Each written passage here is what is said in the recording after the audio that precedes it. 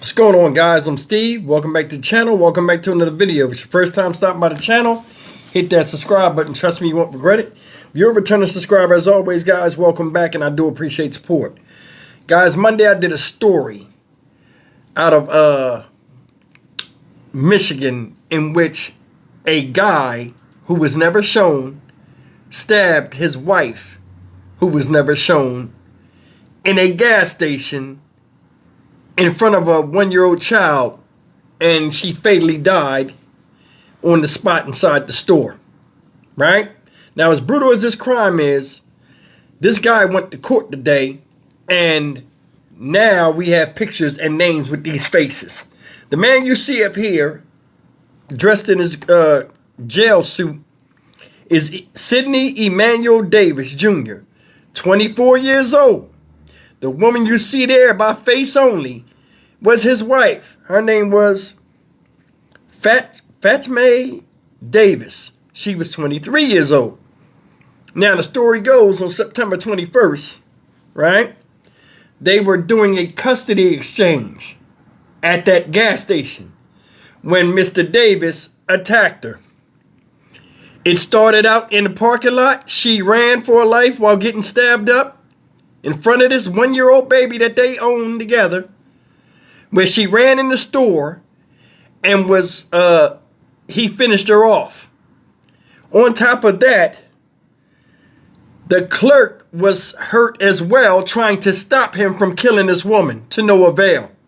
All of this happened in the presence of a 1-year-old child, in which this man here, this cowardly father, ran off and left the baby at the crime scene, didn't even get the exchange, just took off, left the baby to bear witness to all that trauma by herself or by herself before getting caught by police down the street.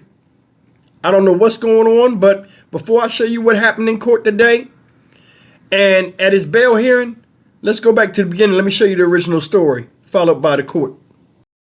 Shelby Township, the man accused of killing a 23-year-old woman at a Meijer gas station has been charged with first-degree murder. Now he faces life in prison.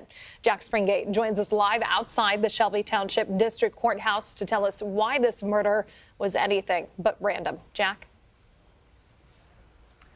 Well, Rochelle, the suspect and the victim, they actually share the same last name, and that's because they were once married, but they also filed for divorce earlier this month. They also shared a child, that's according to the victim's brother. And he told us that the two were meeting at that Meijer gas station on Sunday night to safely exchange custody of that young child. During their arraignment, we learned the assault started outside the gas station store in front of other customers before the altercation made its way inside, where police eventually found Fathom Davis. That's the 23-year-old victim, and that's the name she went by in court. We have learned that she legally had changed her name to Stella as well. And during this whole altercation, we also learned that the child was still in the car while this was all happening. The judge denied bond in this case, so Davis Jr. will remain in custody, and the name of the suspect is Sidney Davis Jr. When speaking with the victim's brother, we also learned that she grew up in the foster care system. Now, he said the next steps for her child are complicated because he's her only relative. He's also said that she tried to ask police for help when trying to escape this relationship, but there was no follow-up. She's been to the police station many times, complaining about abuse and other things of that sort, and it was not taken seriously. She was pushed away by police officers because they said that there isn't substantial evidence for her to at least create a police report. Now, the suspect, Sidney Davis Jr., he'll be back in court on October 7th for a probable cause conference, and then he'll be back a week later for a preliminary exam that's scheduled for October 14th. Reporting in Shelby Township, I'm Jack Springate, CBS News, Detroit. Calling once again for the record, 251476FY, People versus Sidney Emmanuel Davis Jr. Appearances for the record. Good afternoon, Your Honor. Elizabeth Avo, appearing on behalf of the people. Good afternoon, Your Honor. Stephanie Carson on behalf of Sidney Davis Jr. Good afternoon. Will you state your name? Sidney Davis. Mr. Davis, it is alleged that on or about September 21st, 2025, in the city of Shelby, county of Macomb, that you did deliberately with intent to kill and with premeditation, kill and murder one Fathom Bassam Davis, contrary to MCL 750.316. Maximum penalty is life without parole. Does your client stand mute? Yes, Your Honor. Not guilty plea will be entered on his behalf. His next court date is October 7, 2025 at 1 p.m., followed by a preliminary exam day on October 14, 2025. That is also at 1 p.m. Comments, Ms. Saban? Thank you, Your Honor. Again, Elizabeth Abel on behalf of the people. Your Honor, this, as the court indicated, is a life, no parole, maximum possible penalty. Before you, you have a 24-year-old male. The deceased in this case is a 23-year-old who is also the mother of a young toddler child with this defendant.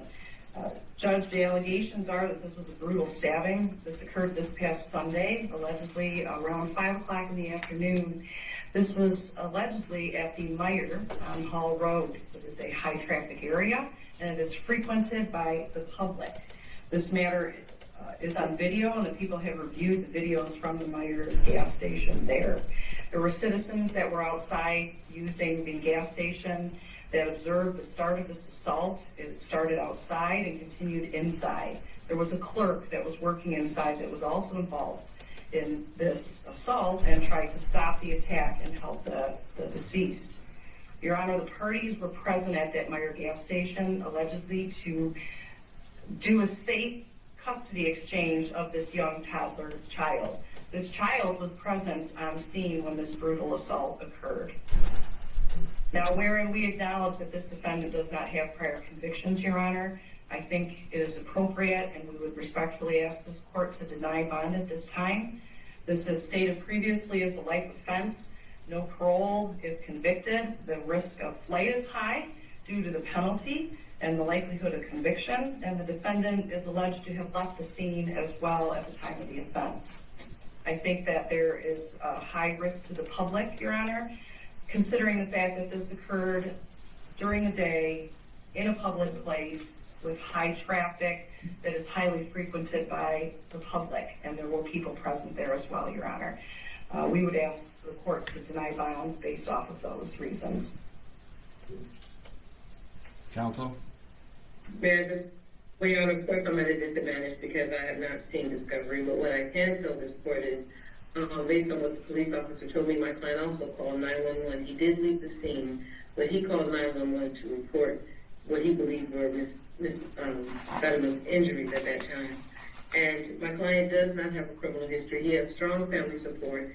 And what I would ask for is a cash bond along with the GPS tether. He does have family that he can live with safely and make sure he complies with all orders of the court. This is a very tragic incident. We understand that. And we don't expect a low bond, but I think a high bond with a GPS tether would secure his return. When setting bond, court takes into consideration two factors: risk of flight as well as danger to the public. Also taking into consideration the serious nature of the offense. This is the most serious offense. It's alleged that he committed crime of murder. I believe he's somebody of which the public needs to be protected from. And being that it's a life offense, the risk of flight is high. Probability of conviction, with what's been presented, it's a high probability of conviction. For those reasons, the court's going to deny bond at this time. Thank you, Your Honor. Thank you, Judge.